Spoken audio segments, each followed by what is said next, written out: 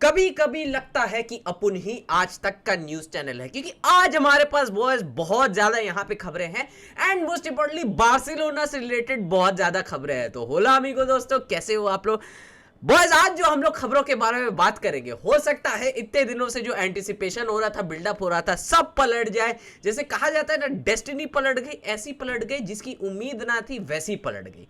तो eight this point of time Barcelona में बहुत कुछ चल रहा है। तो लेट्स बिगिन, स्टार्ट करते हैं। सबसे पहले तो सबसे पहला जो यहाँ पे न्यूज आ रहा है बॉयज, यहाँ पे बेसिकली बार्सिलोना से रिलेटेड ये है कि टर स्टेगन बोलता है मैं नहीं छोड़ूंगा क्लब को। अब देखो, इतने दिनों से ये चल रहा था कि भाई जॉन गार्सिया आ रहा है, ये हो रहा है, वो हो रहा है। लास्ट सीजन पूरा टर स्टेगन यहाँ पे अपना इंजरी में निकाल देता है। उसका टर स्टेगन का इश्यूज तो चल ही रहा था इतने टाइम से, सब सोच रहे थे कि भाई अब वक्त आ गया है टर स्टेगन को रिप्लेस करने का। लेकिन अभी जॉन गार्सिया के आने के बाद, जब जॉन गार्सिया साइन हो गया, सब चीज हो गया है, फिर भी यहाँ पे टर स्टेगन बिलीव करता है that he is the sole goalkeeper of the club. वो चाहता है कि वो नंबर 1 गोलकीपर रहे, उसको कोई फर्क नहीं पड़ रहा। अपेरेंटली जो वो बोल रहा है, जो खबर आ रही है, बोला जा रहा है कि टर स्टेगन को कोई फर्क नहीं पड़ रहा है कि नया गोलकीपर साइन हुआ है। लेकिन बॉयज, टर स्टेगन आपको फर्क नहीं पड़ रहा है, हम लोग को बहुत ज्यादा फर्क पड़ा है, सबको फर्क पड़ रहा है, आपको भी फर्क पड़ना चाहिए। तो एनीवे टर स्टेगन बोल रहा है कि वो नहीं यहाँ से छोड़ के जाएगा, और उसका जो आसपास का कैंप है उन लोगों ने इस चीज को डिनाई कर दिया है कि गैलाटासराय से कोई लिंक आया है and ter Stegen is going to Galatasaray. कुछ ऐसे खबर आ रही थी कि हो सकता है कि कुछ पर्सनल अग्रीमेंट वगैरह हो गया था, लेकिन मैंने आपको पहले ही बोल दिया था कोई बहुत क्रेडिबल सोर्स नहीं था उस न्यूज का। तो eight this point of time ये खबर आ रही है कि कोई गैलाटासराय से लिंक नहीं है, और टर स्टेगन बोल रहा है मैं बार्सिलोना में रहेगा। अब ये देखो, यहाँ पे अगर टर स्टेगन निकल के जाता ना, क्लब छोड़ के जाता, तो हमारे पास और बहुत ज़्यादा ऑप्शन हो जाते, क्योंकि हमारा सैलरी का जो वो वेज बिल का जो वो है वो काफ़ी ज़्यादा खाली हो जाता। उसके ऊपर से कुछ ट्रांसफर फी भी आ जाता, 10, 15, 20 मिलियन जो कुछ भी आता, तो काफ़ी ज़्यादा हम लोग फिर दूसरी जगह इन्वेस्ट कर सकते थे, दूसरी जगह सोच सकते थे।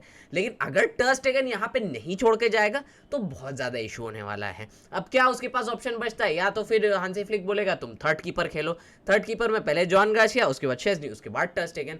तो टर स्टेगन को अगर यहाँ पे अपने आप को फिट रखना है, फीफा वर्ल्ड कप में स्टार्ट करना है जर्मनी के लिए, तो भाई थोड़ा सेंस बना ले भाई स्टेगन, बातचीत कर, कुछ दूसरे क्लब में चला जाए, वहां पे फिट रहे, एकदम फर्स्ट कीपर की तरह खेल।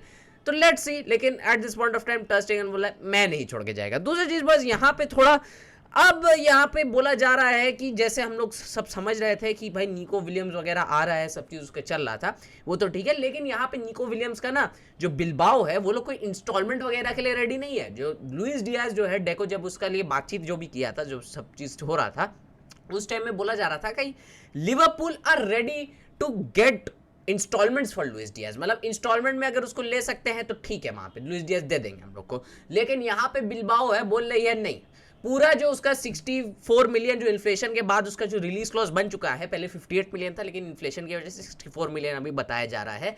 जो 64 मिलियन का रिलीज क्लॉज है वो पूरा अप फ्रंट देना होगा, एक बार में देना होगा, तब जाके यहाँ पे मानेगी। अब यहाँ पे लापोर्टा जो है वो इस सब चीज को असेस कर रहा है कि कैसे इसको पुल ऑफ किया जाए, क्योंकि एक बार में 64 मिलियन देना is not very easy for Barcelona eight this point of time.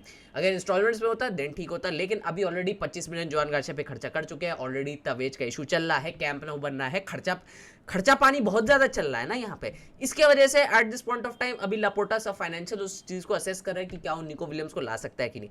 दूसरा चीज लेकिन ये हो गया है कि हांसी फ्लिक ने निको विलियम्स को अपना टॉप प्रायोरिटी बना लिया है। मतलब no Ademola Lookman, no Marcus Rashford, no Luis Diaz, no Rafael Leao. Hansi Flick का top priority at this point of time है निको विलियम्स, क्योंकि उसके सिस्टम में बैठता है। हांसी फ्लिक बिलीव्स कि अगर निको विलियम्स यहाँ पे आएगा तो वो बहुत खतरनाक लेवल पे यहाँ पे टीम में सेट हो सकता है।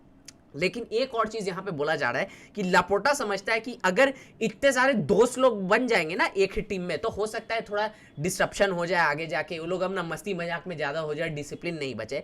लेकिन यार जब दोस्त लोग ज्यादातर खेलता है तो और ज्यादा बेटर खेलता है टीम। बट एनीवे वो बात की बात है, अभी निको विलियम्स का क्या सीन चल रहा है उसके बारे में हम लोग देखेंगे। अब बस यहाँ पे थोड़ा बहुत ही ये पेचीदा खबर है, बहुत ज्यादा ही मतलब ट्विस्टेड चीज है कि अचानक से यहाँ पे मुंडो डेपोर्टिवो जो है वो यहाँ पे एक खतरनाक लेवल का न्यूज फोड़ता है, एक खतरनाक लेवल का यहाँ पे न्यूज रिलीज करता है कि AC Milan has offered Rafael Leao in direct swap for Ronald अराउहो।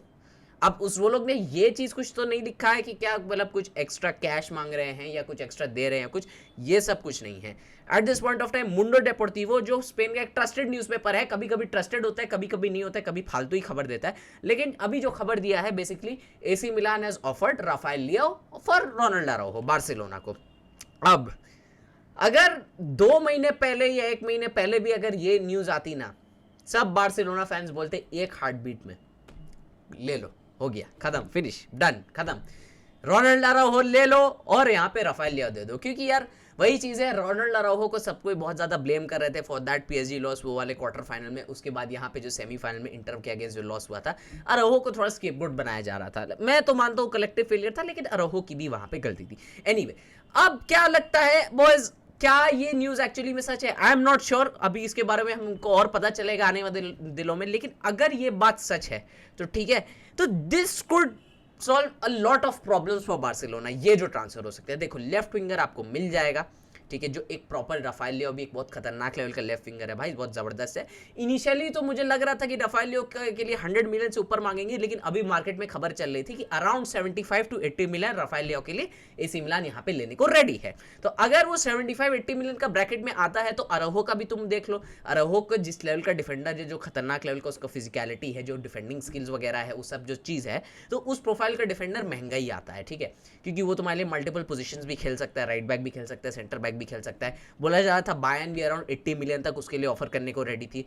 तो अगर उस हिसाब से सोचा जाए तो then this is a very good transfer कि राफेल लियो एक बहुत बढ़िया लेवल का लेफ्ट फिंगर आ जाएगा तुम्हारी टीम में, और तुम वहां पे क्रिस्टियनसन वगैरह को रिन्यू कर सकते हो, क्रिस्टियनसन को रहने दे सकते हो, और तुम्हारा बढ़िया यहाँ पे टीम सेट हो जाएगा, और अराउहो से भी तुमको छुटकारा मिल जाएगा, जो बहुत बार्सिलोना फैंस यहाँ पे चाहते थे। लेकिन अभी at this point of time क्या हुआ है कि हांसी फ्लिक ऑलरेडी कुछ टाइम पहले बोल चुका है कि he counts on Araujo, he trust Araujo कि नेक्स्ट सीजन बहुत ज्यादा इंपॉर्टेंट डिफेंडर होने वाला है। दूसरा चीज, अभी निको विलियम्स का भी चल रहा है यहाँ पे, तो अगर निको विलियम्स आता है देन राफेल लियो को आना डजंट मेक सेंस, ठीक है, दोनों का तो वो होगा नहीं ना, दोनों तो नहीं ला सकते हम लोग। उसके ऊपर से यार अगर यहाँ पे अराउहो इसको सेल कर सकते हैं तो कुछ अलग बात हो सकता है।